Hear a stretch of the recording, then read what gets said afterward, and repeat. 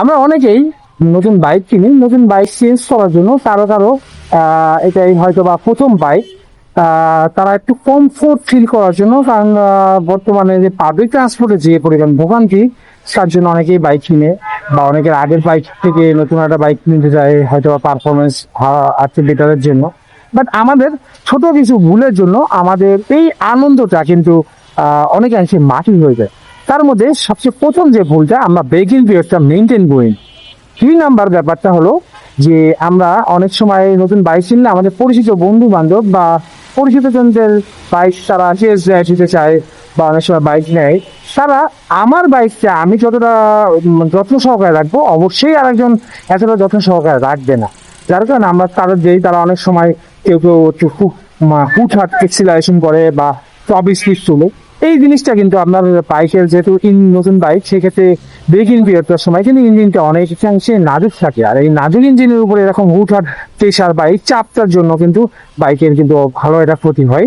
3 number কথা হয়েছে, অনেকে আমরা চিন্তা করি ইঞ্জিন অয়েলটা 1000 কিলোমিটার পরে চেঞ্জ করতে হয়, বাট প্রথম যখন বাইক কেনার পরে কিন্তু প্রথম ইঞ্জিন অয়েলটা চেঞ্জ করতে হয় 300 কিলোমিটার পরে।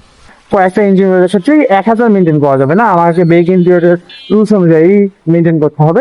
লোডিংটা করবেন না, ওভার লোডিংটা করলে অবশ্যই আপনার যেটা ব্রেকিং পিরিয়ডের রুলসের ভিতরেও ওভার লোডিংটা যতটা কমানো যায় বা পিলিয়ন ছাড়া চালানোটাই সবচেয়ে ভালো। তারপরে যে ব্যাপারটা হলো, আমরা বাইকে এটা আমাদের ভ্রান্ত ধারণা আছে বা আমি কিনছিস অন্তত পক্ষে 10-20 হাজার কিলোমিটার তো কোনো সার্ভিসই লাগবে না, কিন্তু এটা ভুল।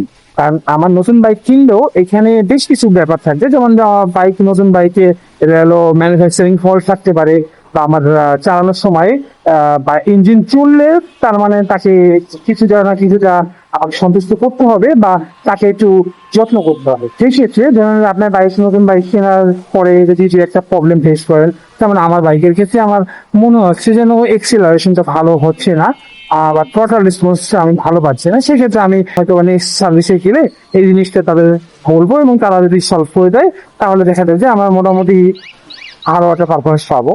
যার কারণে বাইক নতুন বাইক কিনলে যে সার্ভিস লাগবে না তা না, অবশ্য ওই কোম্পানির প্রদত্ত ফ্রি সার্ভিস আছে, সেই ফ্রি সার্ভিস গুলো করে ফেলেন। তাহলে হলো আপনার হুটহাট যে টুকটাক যে সমস্যাগুলো হবে, সেই সমস্যাগুলো আপনি সাথে সাথে সমাধান করতে পারবেন এবং বাইকের পারফরমেন্সটাও ভালো পাবেন। আর যদি এই ছোট ছোট সমস্যাগুলো রেখে দেন একটা সময়, এইগুলো সবকিছু মিলে আপনার বাইকে একটা বড় সমস্যা করবে, যেটা আপনার জন্য খুবই ক্ষতিকর, এবং তখন সার্ভিস করতে গেলে আপনার অনেকগুলো টাকার ব্যাপার হবে। তাই প্রথম থেকেই আপনি সার্ভিসের মধ্যেই রাখবেন, অবশ্যই ভালো পারফরমেন্স পাবেন।